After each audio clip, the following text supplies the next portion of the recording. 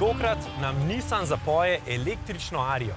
Qashqai pa v Evropo končno pripelje hibridno tehnologijo e-Power, v kateri bencinski motor deluje kot generator. No, nekaj časa nazaj smo spoznali visok prelaz Stelvio, zdaj je čas za Paso del Tonale, ki je prav tako zelo lep. Alfa Romeo Tonale. Se spomniš, kaj se je zgodilo na avtomobilskem salonu, mislim, da zadnjem, ko so jo prvič pokazali javnosti? Vsi so rekli wow. Ker tokrat salonov ni, pa se bomo mi družili z zvezdami avtomobilskega oblikovanja.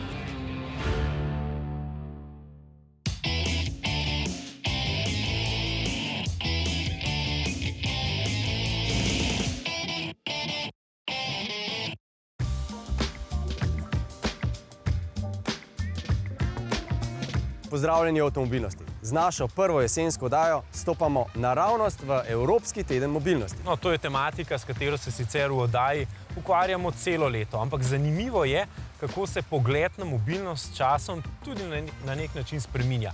In v zadnjem času predvsem razmišljamo o tem, kako najbolj učinkovito zmanjšati emisije oziroma onesnaževanje povezano z mobilnostjo. Kakor vidimo zdaj je v zadnjih 2 desetletjih, kolikor na primer traja projekt Evropski teden mobilnosti, precej večji napredek zmanjšanju izpustov naredila avtomobilska industrija. Bistveno manjšega pa na drugi strani mi kot posamezniki in družba v tem, kako smo spremenili svoje potovalne navade. Ja, navade je najtežje spreminjati in ugotovili smo v vsem tem času, da avtomobila oziroma vožnje še nismo tako hitro pripravljeni spustiti iz rok, ampak tu pa nam pomagajo vsaj pri izpustih električni avtomobili. Zato začnemo z Nissanom Ario.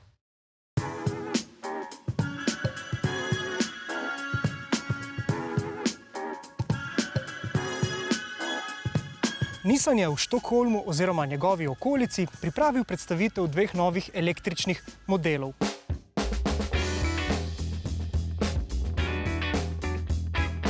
Ta 2 avtomobila naj bi pomembno prispevala k cilju Nissana, da bodo 3 od 4 njihovih v Evropi prodanih avtomobilov vsaj delno električni. In to že čez 4 leta.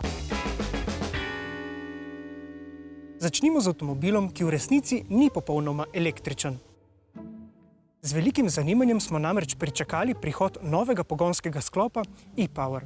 Zanj pri Nissanu pravijo, da je namenjen uporabnikom ali pa avtomobilskim trgom, ki še niso pripravljeni na povsem električno gnan avtomobil. Qashqai e-Power ponuja zgolj električni princip vožnje, ampak tu kakšno priklapljanje na vtičnico ali polnilnico odpade. You've got the battery through the inverter to the wheels. That's the exact same as you'll find in an electric car. The difference for e-Power, what makes it unique, is this half. So actually your electric car, you'll plug in the battery to get all the energy you need. With e-Power, we make the energy in the car. This is a 1.5 litre variable compression ratio engine, and it's 116 kilowatts, so that's a lot of power coming out. But this power is converted purely to electricity by the generator.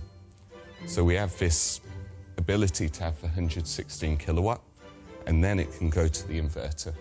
At this point, it can decide to send the energy to the battery, send it straight to the drive motor, or actually it could be working both at the same time. So you could be topping up the battery while you're giving a bit of electricity to the drive motor as well. What we want is we want quietness, we want fuel efficiency, we want power. And what this engine gives us is all of them. Nissan z novim pogonom obljublja odzivno, tiho in učinkovito vožnjo. Ampak mi smo glede na dosedanje izkušnje s hibridi nekoliko skeptični. Sploh, če želimo od avtomobila tudi nekaj dinamike ali pa recimo vleko prikolice. Maximum speed used by this engine in the e-Power system is 4,800. But actually we've got the linear tune, so that means the revs of the engine when you demand power are rising in relation with the road speed, the acceleration demand to keep a connected feel. So you won't actually get to this higher rev range until higher vehicle speed. And this avoids maybe the disconnected feeling you can have in some of the traditional hybrids of a constant high RPM at a low speed. E-Power, we say it satisfies your head and your heart. So maybe the numbers will get them to start looking at the car. You see good fuel economy numbers. But then actually you go for a drive and you'll drive it, the smoothness, the quietness, and that both together is what's going to win over the customers.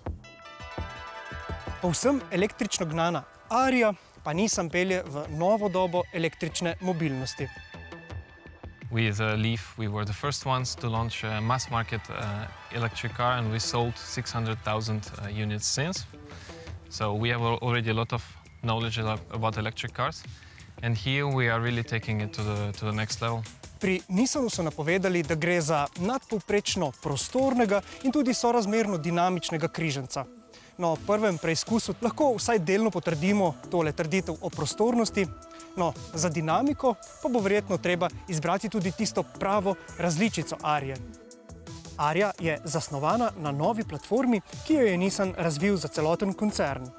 Ponuja dvo- ali štirikolesni pogon ter baterijo kapacitete 63 ali 87 kWh. Z večjo baterijo naj bi lahko z enim polnjenjem prevozila tudi več kot 500 km.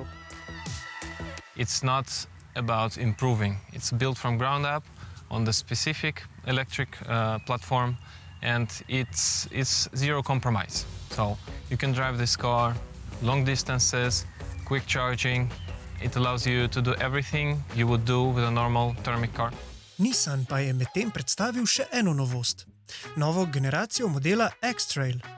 Tudi to poganja pogonski sklop e-Power, le da je ta v tem primeru nadgrajen še z novim sistemom štirikolesnega pogona e-Force. Sistem, ki bo na voljo tudi pri modelu Aria, ima po en elektromotor na vsaki osi.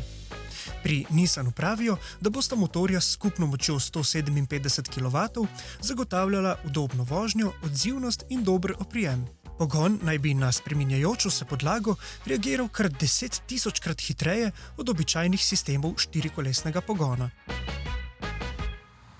Smo v tednu mobilnosti. Še več, ta uspešen in odmeven evropski projekt je na sporedu že 22. leto. Letos poteka pod naslovom Trajnostno povezani. Na spletni strani Evropskega tedna mobilnosti pa najdemo tudi tale naslov. Kako je avto postal sovražnik dobrega življenja? V resnici avtu težko naložimo to breme.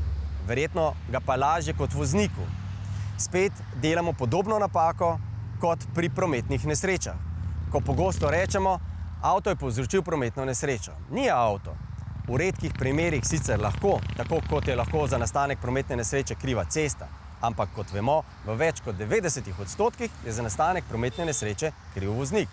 Problem je drugje. V tem, da smo se z avtom v preteklem stoletju zelo tesno, kakovostno, udobno, zdi se celo trajnostno povezali. Z avtom, ki za svoje premikanje uporablja fosilna goriva. In zdaj je prehod na drugačno obliko mobilnosti seveda težaven, predvsem pa postopen. Pri tem pa nam vojaška terminologija nikakor ni v pomoč. Ker sovražnik ni avto, kot tudi ni, na primer, hiša, ki ogreva svoje stanovalce. Na spletnem portalu Evropskega tedna mobilnosti pa najdemo tudi tale naslov. Zakaj je promet tak problem? Pod njim pa zavihek izvedi več. Ko klikneš nanj, se pojavi tole.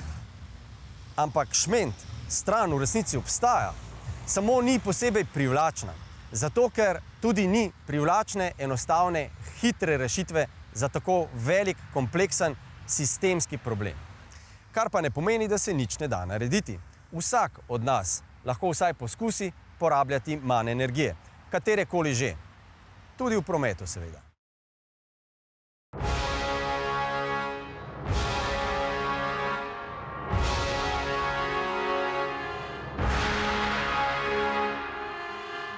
Zdaj živimo čase, ko je utrip povišan le malo kdaj.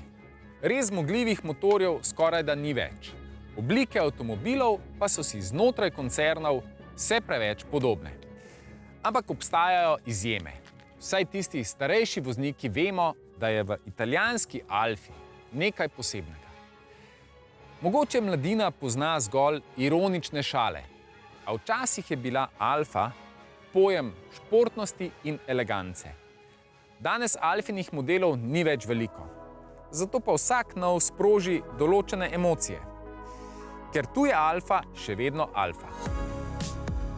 Oblika je prefinjena in drugačna, in če tudi za osnovo služi drug avto, Italijani še vedno znajo narediti lep avto. In tudi barva je posebna. Mar ne?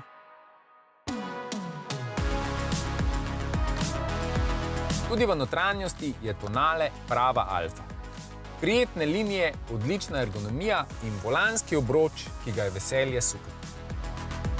Prestavne lopatice so zajetne, tudi v ovinku vedno dosegljive, je pa zaradi njih ročica za upravljanje z brisalci malce težje dosegljiva. V dobi popolne digitalizacije pri Alfi pohvalno niso ubrali enake poti. Čeprav je zaslon povsem nov, velik in pregleden, ter tudi zanesljivo delujoč, so vseeno ohranili najpomembnejše gumbe oziroma stikala. Tako so fizični gumb za glasnost, pa za upravljanje ventilacije in navsezadnje že znani gumb za izbiro voznih programov. In ja, Italijani znajo. Lično so na sredinsko konzolo uvrstili še svojo zastavo, da se ve, iz kje avto prihaja. Je pa seveda res, da je bila testna Alfa opremljena z osnovnim 1,5-litrskim blago hibridnim benzinskim motorjem, ki ponuja 96 kW. Ob dejstvu, da avto tehta tono in 600 kg. Moči ni v izobilju, zato motorju dinamična vožnja ne diši, raje ima lagodno križarjenje.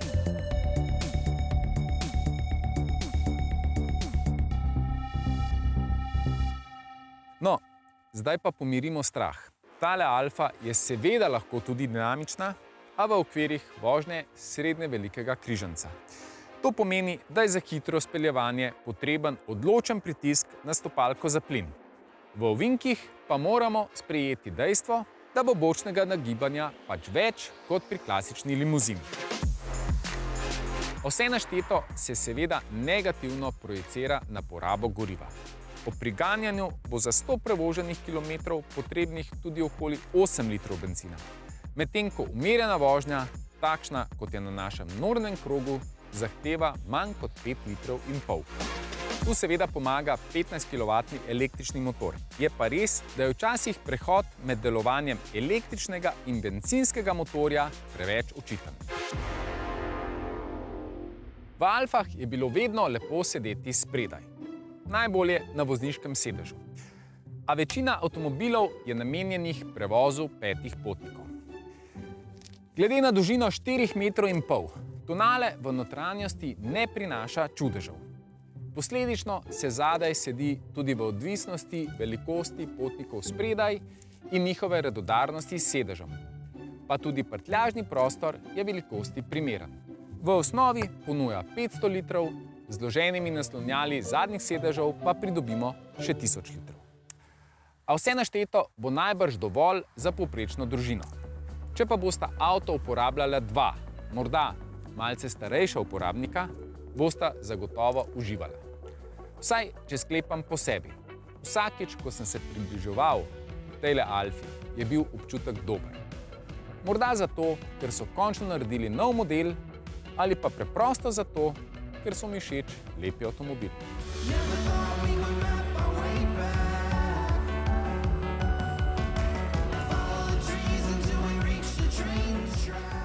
Drugi del oddaje bo v celoti namenjen oblikovanju. Ali, če rečemo drugače, okoljskemu oblikovanju, avtomobilskemu trajnostnemu oblikovanju. Ja, to rečemo zato, ker s tem zbijamo moralnega mačka avtomobilske industrije. Avto zbijamo moralno težo. Ali, če smo drugače konkretna, krom gre stran. Avtomobilski sedeži nastanejo iz bioplastike. Notranjost iz predelane gume. In smeti kar naenkrat postanejo uporabni materiali.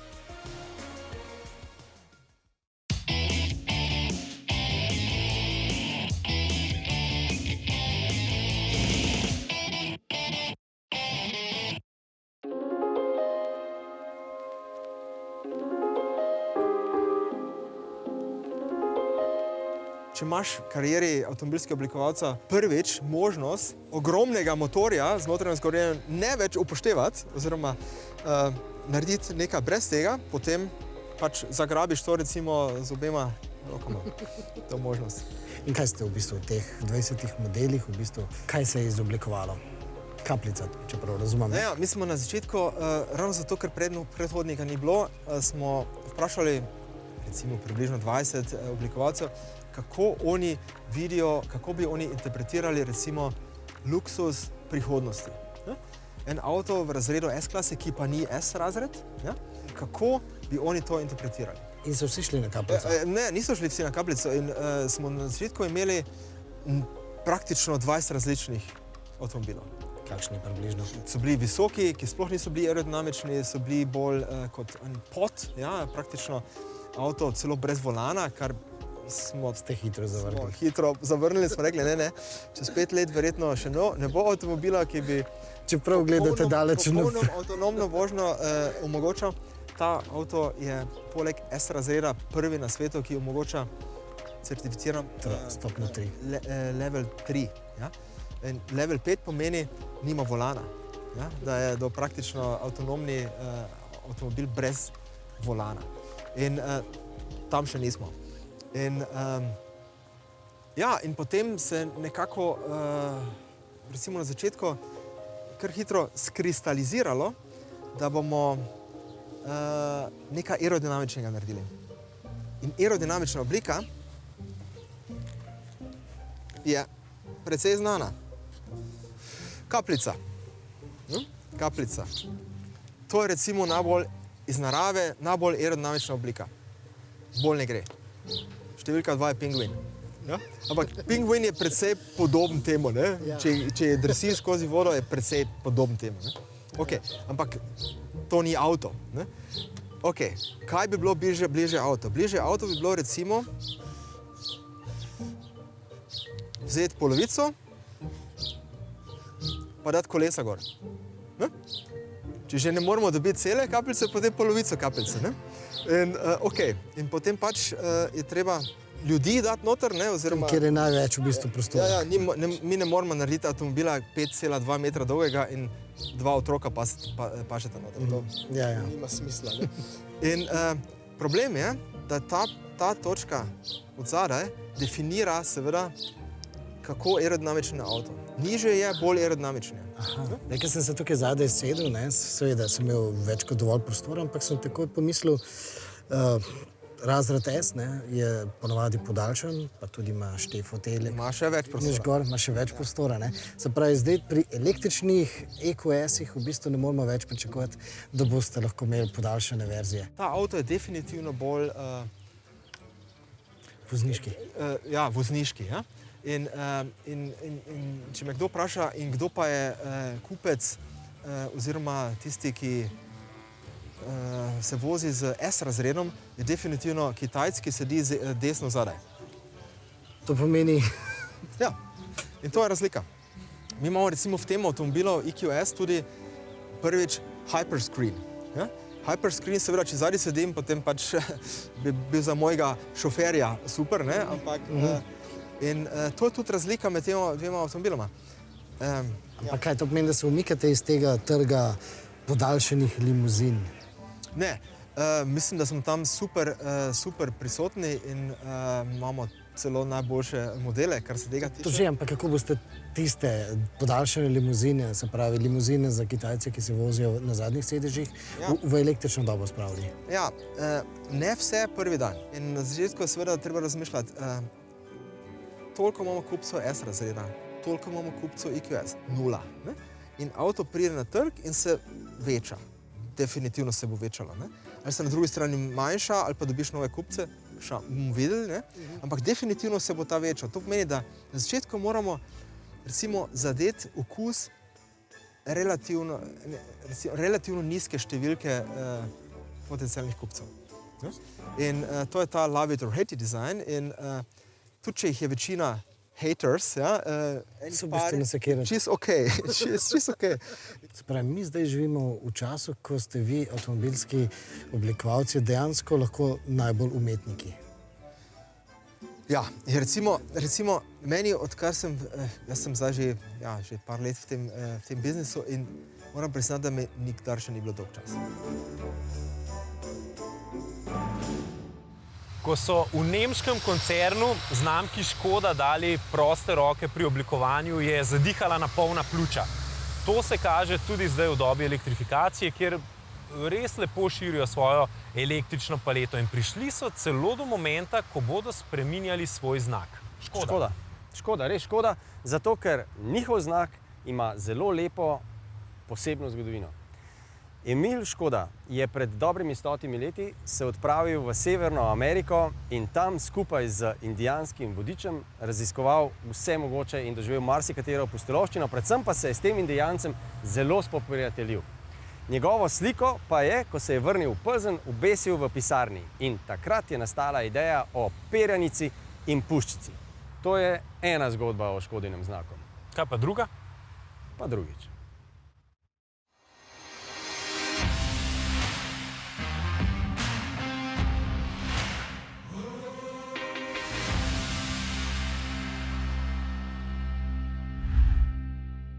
No, včasih je bil tukaj okrogel znak z indijansko perjanico, ki je seveda nakazoval na to, da je Škoda zelo, zelo stara avtomobilska znamka.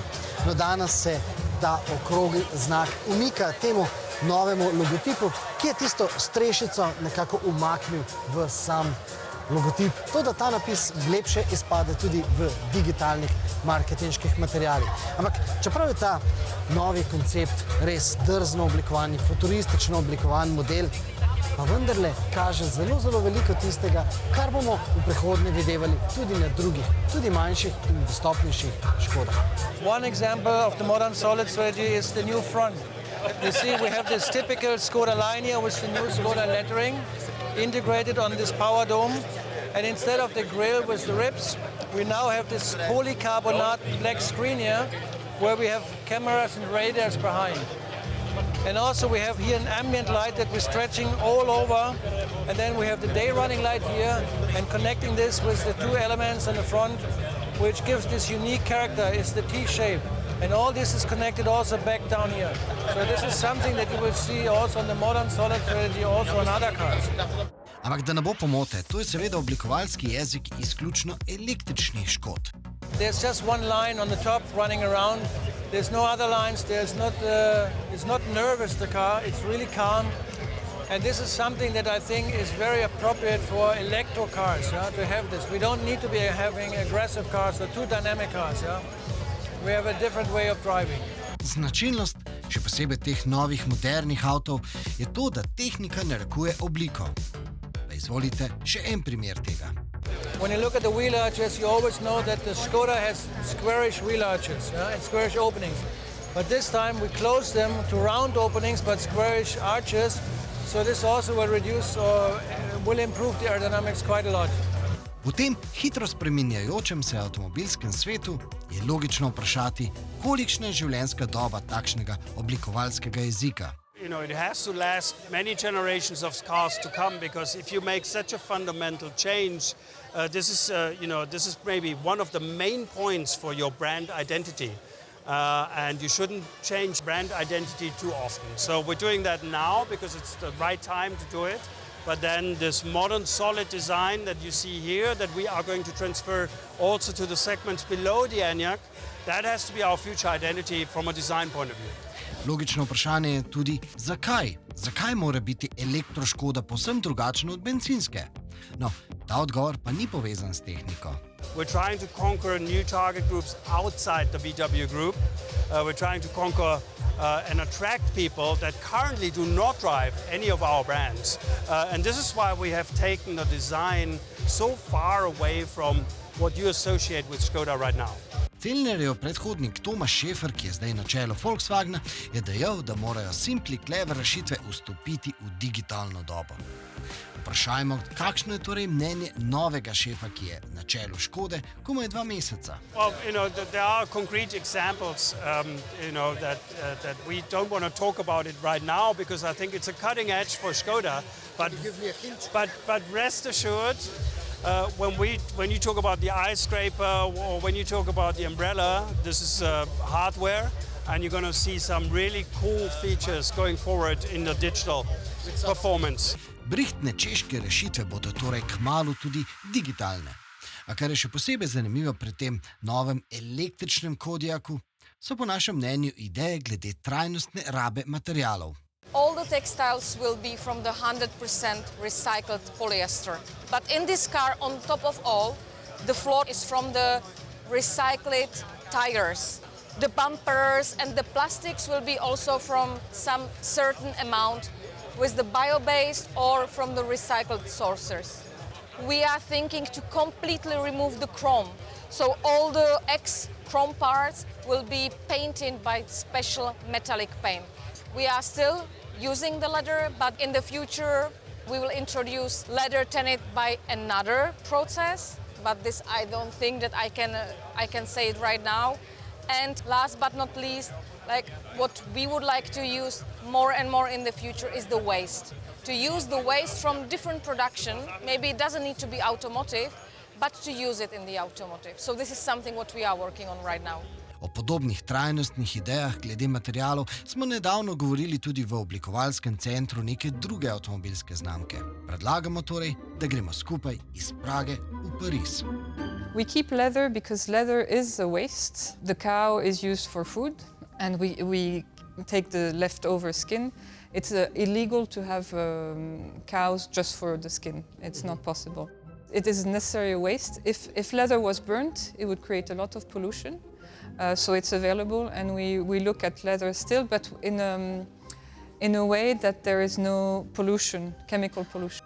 And then of course the leather, we have to make sure there is no problem in production and there's no problem with the treatment of the cows in the field. But for this we are okay. So the rainforest is okay with you? Yes, but we are such a small part.